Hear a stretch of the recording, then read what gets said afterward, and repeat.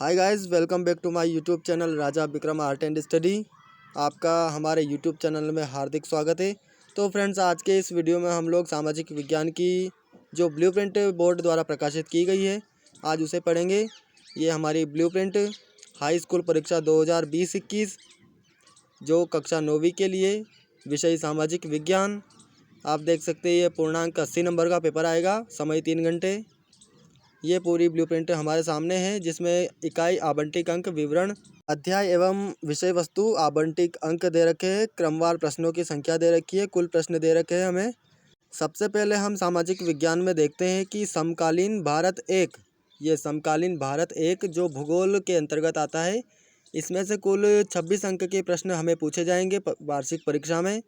चलिए एक एक करके देखते हैं कि भारत का आकार और स्थिति, इसके अंतर्गत हमें 6 नंबर के प्रश्न पूछे जाएंगे, जिसमें से 2 विकल्प होंगे और 4 नंबर का एक प्रश्न पूछा जाएगा।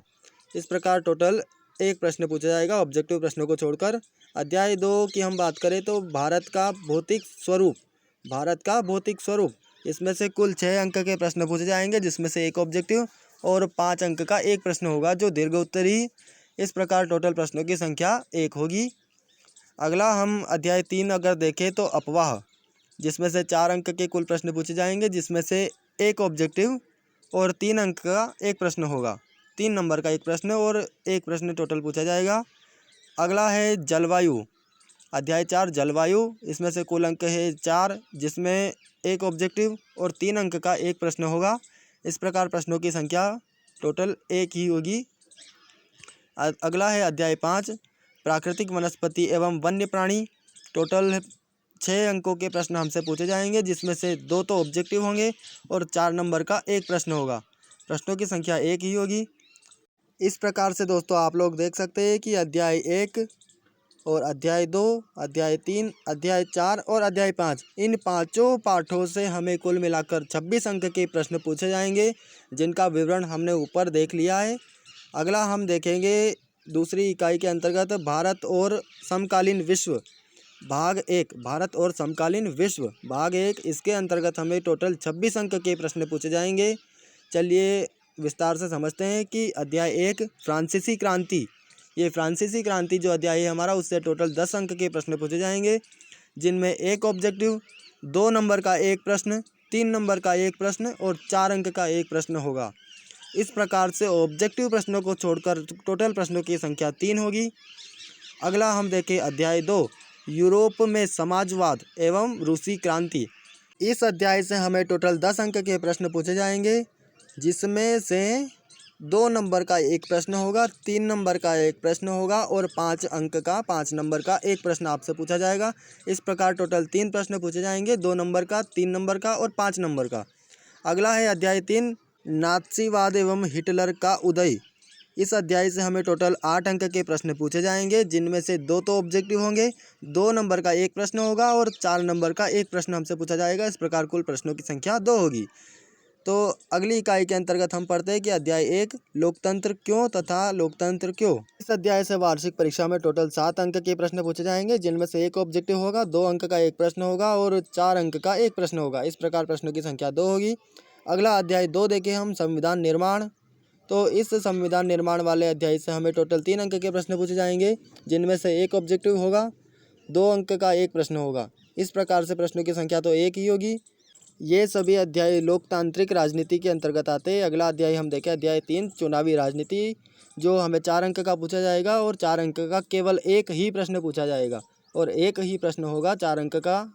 अगला है हमारा अध्याय 4 संस्थाओं का कामकाज, इस अध्याय से हमें टोटल 2 ऑब्जेक्टिव पूछे जाएंगे, 2 अंक, एक अंक के 2 ऑब्जेक्टिव पूछे जाएंगे। इस प्रकार से दोस्तों आप लोग देख सकते हैं ये 2 ऑब्जेक्टिव पूछे जाएंगे। ये अध्याय 1, अध्याय 2, अध्याय 3 और अध्याय 4, यह है हमारा लोकतांत्रिक राजनीति। इस इकाई से टोटल 16 अंक के प्रश्नोत्तर परीक्षा में देखने को आपको मिलेंगे लोकतांत्रिक राजनीति के अंतर्गत। अगला हम देखें अर्थशास्त्र, जिसमें से हमें टोटल 10 अंक के प्रश्न पूछे जाएंगे। चलिए विस्तार समझते हैं कि अध्याय 1 पालमपुर गांव की कहानी, ये पालमपुर गांव की कहानी, इसके अंतर्गत 2 नंबर के प्रश्न पूछे जाएंगे, जिनमें से दोनों ऑब्जेक्टिव होंगे। अगला है हमारा अध्याय 2 संसाधन के रूप में लोग, इस अध्याय से हमें 3 नंबर के प्रश्न पूछे जाएंगे और तीनों ऑब्जेक्टिव होंगे। ये कमाल की बात तो ये है फ्रेंड्स कि ये ऊपर के दोनों अध्याय है ना, पालमपुर गांव की कहानी और संसाधन के रूप में लोग, इनमें से 2 अंक के और 3 अंक के प्रश्न आ रहे हैं और 3 और 2 मिलाकर 5, ये टोटल 5 ऑब्जेक्टिव है। इनके प्रश्नों और उत्तरों को आप याद मत कीजिए भले ही। अगला आता है हमारा अर्थशास्त्र इकाई से आखिरी अध्याय, अध्याय 3 निर्धनता एक चुनौती। इस अध्याय से टोटल 5 अंक के प्रश्न पूछे जाएंगे, जिसमें से 1 ऑब्जेक्टिव और 4 अंक का 1 प्रश्न होगा। इस प्रकार से प्रश्नों की संख्या तो 1 ही होगी और 1 ऑब्जेक्टिव आपसे पूछा जाएगा। इस प्रकार से दोस्तों आप लोग देख सकते हैं कि अध्याय 1, अध्याय 2 और अध्याय 3 जो ये तीनों पार्ट अर्थशास्त्र के अंतर्गत आते हैं, तो हमें अर्थशास्त्र से टोटल 10 अंक के प्रश्नोत्तर पूछे जाएंगे। चलिए आगे बढ़ते हैं। ये नीचे हमें कुछ इस वर्ष हटाया गया पाठ्यक्रम दे रखा है, तो पढ़ते हैं कि नोट 2020-21 के लिए हटाया गया पाठ्यक्रम समकालीन भारत जो हमारी बुक है उसमें से अध्याय 6 जो जनसंख्या वाला जो अध्याय है उसे हटा दिया गया है। अगली बुक है भारत और समकालीन विश्व 1 भाग 1, उसमें से अध्याय 4 वन्य समाज एवं उपनिवेशवाद। अगला अध्याय है हमारा अध्याय 5 आधुनिक विश्व में चमरा है।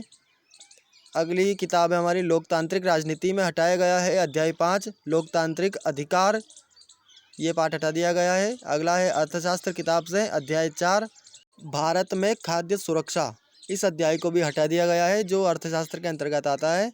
अब मेरे विचार से लगता है दोस्तों कि हमें कुछ ये निर्देश और ये कुछ नहीं पढ़ना चाहिए। आपको सब कुछ पता होगा कि किस प्रकार से ये निर्देश सब आप पढ़ लेना।